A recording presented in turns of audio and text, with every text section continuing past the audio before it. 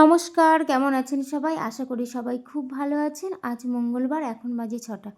বাইরেটা দেখুন এখনও হালকা হালকা কুয়াশা। আর আমার ছোট্ট বাবু এত দুষ্টুমি করছে। আজকে তো খুব তাড়াতাড়ি ও উঠেও গেছে। আর সারাক্ষণ আমার সঙ্গে দেখুন কোলে করে করে নিয়ে নিয়ে ওকে সব কিছু করতে হচ্ছে আমার। কিছুক্ষণের জন্য একটু বসিয়ে রাখবো। চলুন একটা জিনিস আপনাদেরকে দেখায়। এই দেখুন গাছের ফুলগুলো দেখতে পাচ্ছেন, একদম ছোট্ট ছোট্ট হয়ে গেছে, পাপড়িগুলো ফাঁকা ফাঁকা। এই শীতের জন্যই মনে হচ্ছে হয়েছে। হ্যাঁ হ্যাঁ, পাপ্পা ড্যাডি। হ্যাঁ, শুনতে পাচ্ছেন? পাপ্পা ড্যাডি। হ্যাঁ হ্যাঁ, পাপ্পা ড্যাডি।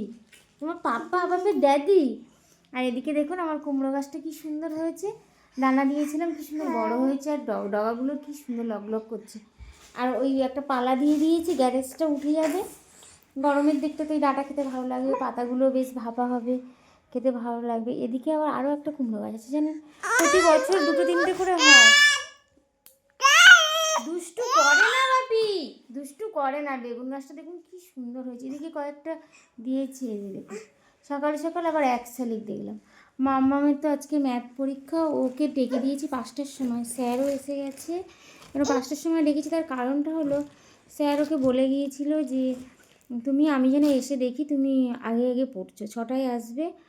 কেন ও প্রতিদিন কী করে, স্যার আসে, বসে থাকে, তারপর ব্রাশ করবে, কিছু খাবে, তারপর কখনো কখনো খায় না, একটু গরম জলকে পড়তে বসে।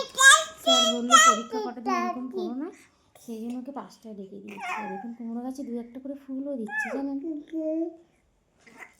সুন্দর হয়েছে। এবার এই পালং টালংগুলো সব হয়ে যাবে, তারপর তো কুমড়ো গাছটা প্রচুর হয়ে যাবে। এদিকে আবার বেগুন গাছও দিয়েছি লাস্টে কয়েকটা। সুজাতার মা নিয়ে এসছে বাপের বাড়ি থেকে কয়েকটা ওলকপি, সব রকম, মানে ছোট্ট বাগানে সব রকম কিছু আছে। মাঝে মধ্যে 2-1টা ধনে পাতা। এদিকে আবার কিছুটা দানাও দিয়েছি, কুমড়োর দানা। কুমড়ো গাছটা আমার খুব ভালো লাগে। কুমড়োটা অতটা ঠিক তো সারা বছর পাওয়া যায়, কিন্তু ডাঁটা তো সবসময় পাওয়া যায় না, সেই জন্য কুমড়ো ডাঁটাটা আমার খুব ভালো লাগে। আর এদিকে দেখুন একটা, এটা হচ্ছে লাউয়ের চারা, আমি কিনে নিয়ে এসেছি, দানা ফেলা হয়নি। বাবা এরকম দুষ্টু কেন করছো? কি বড় হয়েছে দেখুন। এদিকে একটা পালা দিয়ে দিয়েছি, ওই দিক দিয়ে উঠবে আর কুমড়ো গাছটা ওদিক দিয়ে উঠবে, দুজন দিদি। এদিকে মাথার উপর দেখুন সূর্যটাও উঠে গেছে, অনেকটা মনে বেলা হয়ে গেছে। এদিকে ভাতও বসিয়ে দিয়েছি। চলুন শালিক পাখির জন্য 2টো মুড়ি নিয়ে আসি ঘর থেকে। আবার আরেকটা এসছে না, তাহলে আজকে দিনটা মনে হচ্ছে ভালোই যাবে। কি বাবা, ভাত বসিয়ে দিয়েছি, একদিকে ডালও বসিয়ে দিয়েছি জানো। দেখি 2-1টা মুড়ি দিয়ে কী করে। কোনোদিন তো সেভাবে দেওয়া হয় না। এই দরজাটা এখন করে একটু বেলা করেই আমি খুলি। দক্ষিণ দিকের এই দরজাটা খুললে এত হাওয়া আসে, তাই মানে ওই 9টা 9:30টার দিকে খুলি, কখনো 8টার দিকে খুলি। একটু রোদ উঠলে খুললে বেশ ভালোই, মানে গরমটা আসে। এসছে দেখুন, একটা খাচ্ছে, আর একটা ওদিকটাতে আছে, আর একটা আছে ওদিক। আবার আমি দাঁড়িয়ে আছি তো। উফ, কি হলো তোমার? তুমি এত দুষ্টু কেন করছো?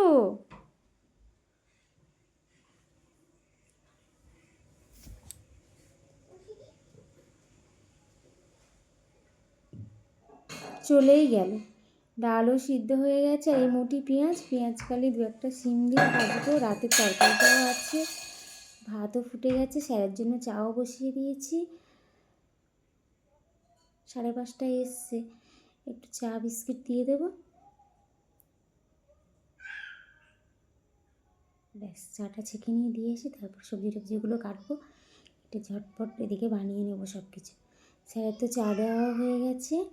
এদিকে আমার ডালও সিদ্ধ হয়ে গেছে, ডালটা সাঁতাল দেবো। আজকে একটু পেঁয়াজ রসুনটা বেশি করে দেবো। এই শীতকালে একটু রসুন পেঁয়াজ বেশ ভালো লাগে জানেন। রসুন বাটা, ওই যে আপনার কালো জিরে দিয়ে বাটা, খুব ভালো লাগে খেতে। আগে তো প্রায় আমি এগুলো খেতাম, এখন আর সময় হয়ে ওঠে না জানেন। ভাবছি একদিন করবো। এটা আবার রসুনটা কী হয়, একটু ভেজে নিতে হবে, কালো জিরেটাও একটু তাতিয়ে নিতে হবে, নিয়ে শিলের মধ্যে দিয়ে একটু ধনেপাতা দিয়ে 2-1টা কাঁচা লঙ্কা দিয়ে আর সর্ষের তেল দিয়ে মেখে ভাতের মধ্যে দিতে হবে, যেভাবে ওই যে আপনার ভাপা টাপা হয়। আর ওটা গরম হয়ে গেলে খেতে দারুণ লাগে। ডালও হয়ে গেছে এদিকে। তারপর ভাজার জন্য আমি 2টো শুকনো লঙ্কা একটু ফোড়ন দিয়ে দিয়েছি। তাড়াতাড়ি করে করছি, বেলাও হয়ে গেছে। এদিক ওদিক ঘুরতে ঘুরতে, শীতকালে বেলাটা না এদিক সেদিক করতে করতে ঠিক বেলা হয়ে যায় দেখবে। যতই ভোরে ভোরে উঠি না কেন সেই বেলা, আর এই বাচ্চাটা উঠে গেলেই তো আমার যত সমস্যা হয়, ঘুটঘুট ঘুটঘুট করবে। নুন আর একটু হলুদ দিয়ে ঢাকা দিয়ে দিয়েছিলাম, দেখুন কি সুন্দর হয়ে গেছে। আর মাম্মা আমার একটু পোড়া পোড়া খেতে বেশি ভালোবাসে, যে কোনো ভাজা হবে মা ওই সাদা সাদা মতো থাকলে খাবে না, একটু লালচে লালচে হবে ও বেশ পছন্দ করে। আবার একটু ঢাকা দিয়ে দিয়েছিলাম, তারপর একটু নাড়িয়ে চেড়ে নিয়ে আবার ওটা কটা বাজেতে কি জানি এখনও তো নামছে না। মাম্মা আমি তাড়াতাড়ি করে খাইয়ে দিয়েছি জানেন, দিয়ে ওর জেঠিমা আরও তাড়াতাড়ি বেরিয়ে গেছে, 9:30 শেষ ছেড়েছি। মানে আমি স্নান করে এসেছি, গালে গালে দিয়ে দিয়েছি, দেওয়ার পর জামা কাপড় কাচতে গিয়ে তো পুরো ভিজে গেছি। স্নান সেরে ঠাকুরকে একটা দেবো, একটাই তো আমুদি নিতে পারতে। আমাদের আছে অল্প। দাদা আমাদের 300 আছে, 20 টাকা দেবে, 800 হচ্ছে, ঠিক আছে? ঠিক আছে। স্নান সেরে পুজো দিয়ে জামা কাপড় কেচে সমস্ত পরিষ্কার করে এবার ওকে খাওয়াতে বসেছি। এবার আমি খাবো। মুড়ি নিয়েছি আর পেঁয়াজ কালি আলুটা ভিজেছি, এক বাটি ডাল নিয়েছি, সেটা খেয়ে তারপর রান্নাবান্না শুরু করবো। মাছও নেওয়া হয়ে গেছে 2 রকম।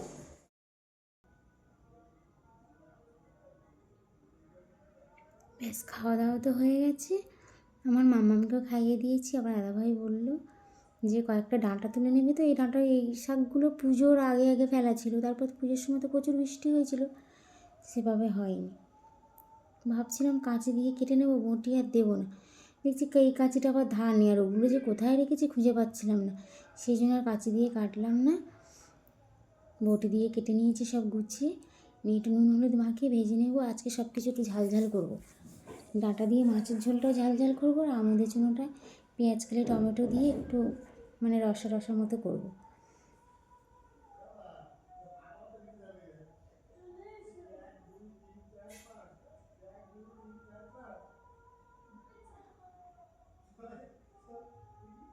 এই যে রান্নাবান্না করতে করতে মামামও দেখছি এসে যাবে, মানে এখন বাজে 12:30। সব কিছু আমি তো খেয়েছি 11টার সময়, তারপর ছোটোবাবুকে একটু খাওয়ালাম ভারী খাবার, ওকে তো একটু দুধ খাইয়ে রেখেছিলাম। এদিক সেদিক করতে করতে দেরি, আবার ওর স্নানেরও টাইম হয়ে গেছে।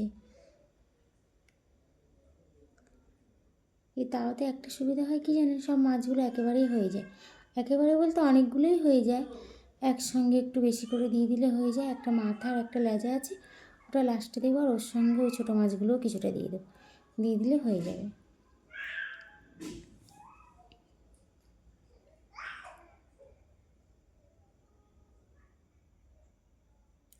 মেয়েটার এই পরীক্ষাটা নিয়ে খুব চাপে আছি, ও যেমন চাপে, ওর চেয়েও আমার যেন বেশি চাপ মনে হচ্ছে, কেন ওকে তো আমি সেভাবে এখন দেখতেও পারি না, কিসে যে কী করছে, এসে তো বলছে মা খুবই ভালো হয়েছে, এখন কিসে কী করছে রেজাল্ট না বেরোলে কিছু বোঝা যাবে না।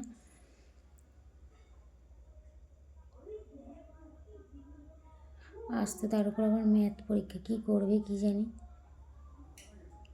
শরীরটা খুব একটা ভালো না, বেশি একটা চিন্তা করছে, শরীরটা ভালো নয়, সবসময় সর্দি কাশি। বাংলা পরীক্ষার দিন তো প্রচণ্ড শরীর খারাপ ছিল, জ্বর ছিল, বাংলা আর ইংলিশের 2 দিন জ্বর ছিল, তারপর ডক্টরকে দেখালাম, এখন একটু সুস্থ। প্রচণ্ড হাঁচিও যেমন করছে আর খুসখুসে কাশিও হয়েছে। মামামের জন্য এদিকে তরকারিও বসিয়ে দিয়েছি ছোটোবাবুর জন্য।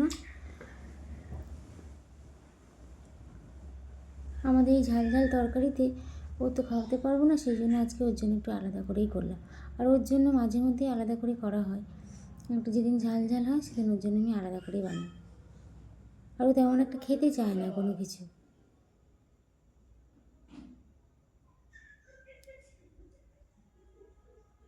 এটা একটু নাড়িয়ে চাড়িয়ে নেব, একটু নুন হলুদ দিয়ে দিলাম, আর একটু লঙ্কার গুঁড়োটা বেশি করে দিয়েছি, কয়েকটা কাঁচা লঙ্কা ওর মধ্যে দিয়ে দিয়েছি পেঁয়াজ কালির মধ্যে, কাঁচা লঙ্কার গন্ধটা তো বেশ ভালো লাগে।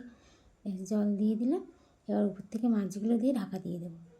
গরম মশলাটা দেবো না জানেন, এমনিতেই শুকনো লঙ্কা দিয়েছি, কাঁচা লঙ্কা দিয়েছি, আবার যদি গরম মশলা দেওয়া ওরও একটা আলাদা ঝাল আছে, লবঙ্গ, তারপরে আবার কেউ খেতে পারবে না, তখন সব কিছু নষ্ট হয়ে যাবে।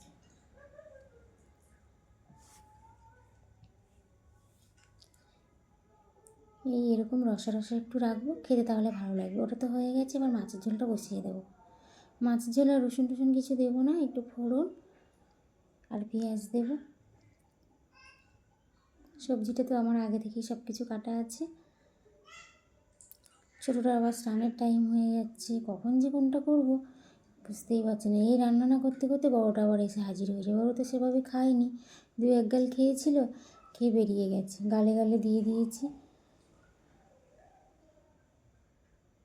একটু নাড়িয়ে চাড়িয়ে নিয়ে ঢাকা দিয়ে দেবো।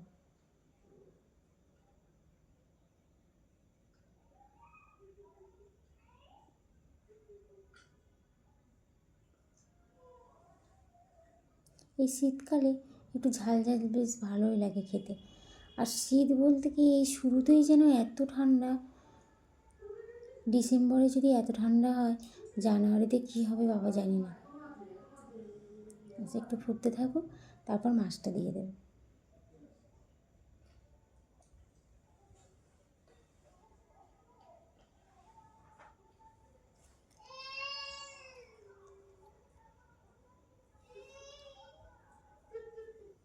বললাম না, মাম্মা আসতে না আসতেই দেখবেন আমার রান্নাও হবে না। ও এসে গেছে, তাও এখনও কমপ্লিট হয়নি। এসে বলছে, মা আমার এত খিদে পেয়েছে। এখনও হয়নি, তুমি সারাদিন কী করছিলে? আমি বললাম, তুমি আর কি বুঝবে বাবু, সারাদিন কী করছিলাম। ব্যাস, একটু বাটা মশলাও দিলাম জানি, একটু জিরে আর সর্ষে, অল্প কয়েকটা গোলমরিচ দিয়েছি। এই জ্যান্ত মাছের ঝোলগুলো একটু বাটা মশলা দিলে বেশ ভালো লাগে। আর উপর দিয়ে 2-1টা টমেটো ছড়িয়ে দিয়েছি। আর আমার এই কাঁচা টমেটো উপর থেকে ছড়িয়ে দিতে খুব ভালো লাগে, দেখতে যে কি সুন্দর লাগে। টমেটোটা আবার হালকা ঝাল করেছি বাবু, একদম ঝাল ঝাল। সকালে ডাল আছে, কোনটাকে খেতে হবে? আগে ঝালটা খাও, দেখো কেমন হয়েছে। এই কটা ভাজা মাছ রেখেছিলাম, দেখতে পাবো খেয়ে কেমন হয়েছে। মাছের মাথা কেমন লাগছে দেখতে, দেখ মাথাটা। আর এখানে ডালও আছে, সকালে সেই ডাল।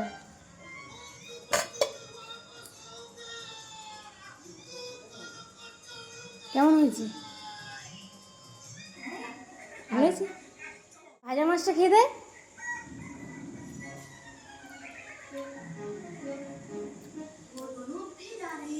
ভালো লেগেছে?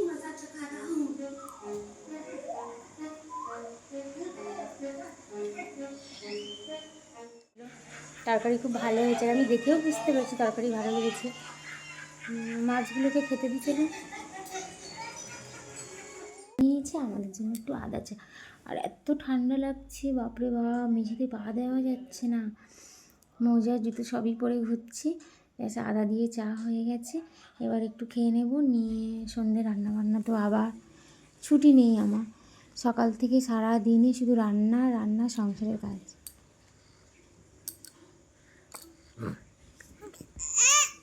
ওলে বাবালে, আর এই যে দুষ্টুটা এত উৎপাত করে, বাপরে বাপ, একে থামিয়ে রাখা দায়।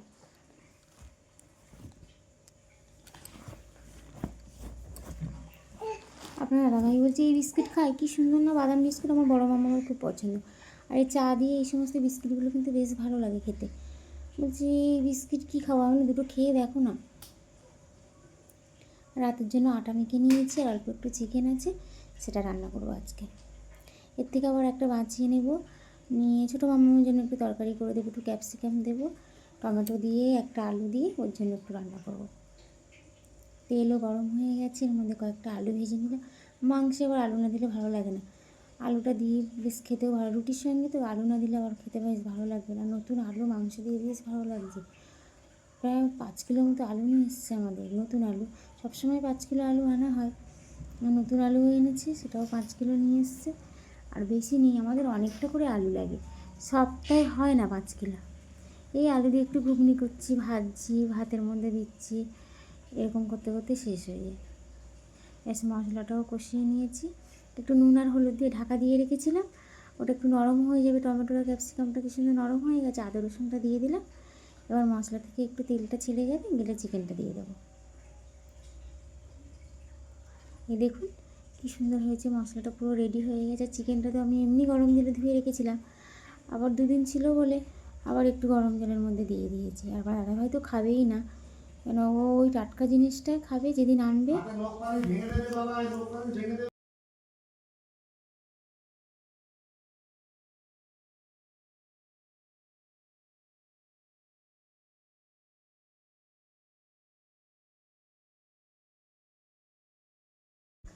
টাটকা চিকেনটা ধরো দুপুরে রান্না হলো, সেটা দুপুরে খেলো, আর রাতে ইচ্ছে হলো খাবে, তা না হলে খাবে না। আর মাটন হলে খায়, দুবার দিলে খায়, কিন্তু চিকেন একদমই খাবে না। আর আমাদের তো ওইভাবে চিকেন বেশি করে কিনে রাখাও হয় না, হয়তো অনেকটা আনলো, আমি সেটাকে একটু অল্প করে রেখে দিই, কারণ আমার বড়োবাবু মাংস খেতে খুব পছন্দ করে, খুব মানে ও ভীষণ ভালোবাসে মাংস খেতে, মাংস ডিম ওর খুবই পছন্দ। রান্না তো হয়ে গেছে তরকারিটা, এবার রুটিটা বানিয়ে নেবো, নিয়ে ওকে খেতে দিয়ে দেবো। আজ তাহলে আসি, সবাই সুস্থ থাকবেন, ভালো থাকবেন, দেখা হবে পরের কোনো একটা ব্লগে। বড়দের প্রণাম।